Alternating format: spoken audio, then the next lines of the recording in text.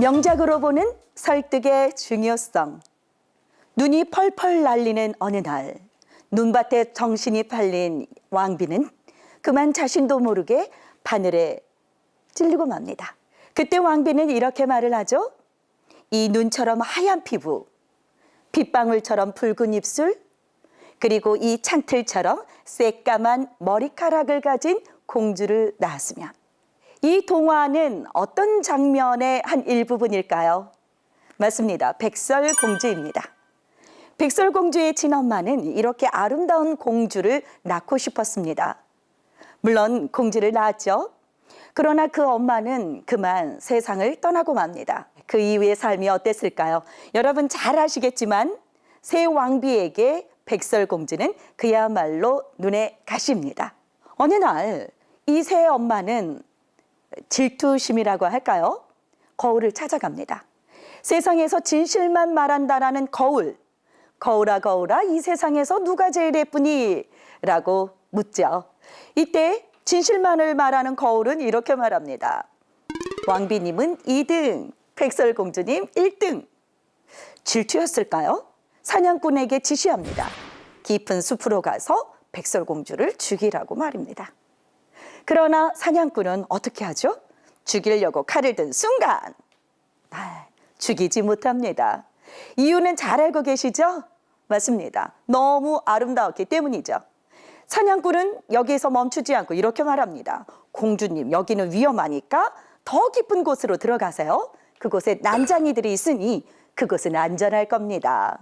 백설공주는 난장이가 사는 마을에 가서도 환영받습니다. 왜일까요? 예쁘니까. 새 왕비가 가만히 있을 리는 없죠. 할머니로 변장해서 백설공주를 찾아옵니다. 예쁜 아가씨, 이 사과 드시고 더 예뻐지세요. 네, 백설공주는 여기에서 그만 사과를 먹고 맙니다. 죽음에 이르는 백설공주 어떻게 됐을까요? 왕자가 나타나죠? 왕자는 그만 그 여인에게 사랑에 빠졌다라고 얘기를 합니다. 왜일까요? 예쁘니까. 이야기는 이렇게 해피엔딩으로 끝납니다. 여기에서 페미니스트들이 이렇게 지적하네요. 우리는 이 동화가 정말 싫습니다. 전 세계적인 아이들이 이 동화를 읽고 뇌에 이런 생각이 박힌 것 같아요. 어떤 생각일까요? 맞습니다. 예쁘면 다 된다. 예쁘면 다 된다. 많은 문학 작품의 주인공들이 수동적인 작품은 이 백설공주 하나다라고 해도 과언이 아닐 것 같습니다. 왜냐하면 많은 주인공들은 역경 속에서 현명한 판단을 해서 행복해지거나 혹은 잘못된 판단으로 불행해지죠. 하지만 백설공주는 어떻습니까? 네, 수동적입니다. 그냥 밀려가고 밀려가죠. 두 번째, 인어공주 이야기 한번 해볼까요? 15살이 된 인어공주는 바다 위를 보다가 아주 멋진 왕자를 보게 됩니다. 커다란 배에 인간이라고 들었던 그 처음 보는 그 왕자에게 그만 사랑에 빠지죠. 풍랑이 불어닥치고 왕자는 죽을 운명에 놓입니다. 이때 인어공주는 하면 안 되는 일을 하고 맙니다. 바로 죽을 운명에 놓인 그 왕자를 살려서 무태다 데려다 놓고 집으로 돌아옵니다. 여기서부터 문제가 발생이 되죠. 인어공주는 그만 사랑의 열병을 앓고 맙니다. 일종의 짝사랑이겠죠? 보다 못한 주변인들이 이렇게 말하죠. 마녀를 찾아가세요. 마녀를 찾아간 인어공주 이렇게 말합니다. 달라는 대로 다 드릴게요. 제발 다리 좀 주세요. 인어공주는 다리만 있으면 완벽한 인간이 되는 줄 알았나 보죠. 결국 목소리와 다리를 바꾸고 왕자 앞에 나섭니다. 그러나 왕자는 설득당하지 않습니다. 결말은 물거품이 되어서 하늘로 올라갔어요 라고 귀결이 되죠. 인어공주의 주제는 또 뭘까요? 애달픈 사랑, 이루어질 수 없는 사랑, 숭고한 사랑 맞습니다.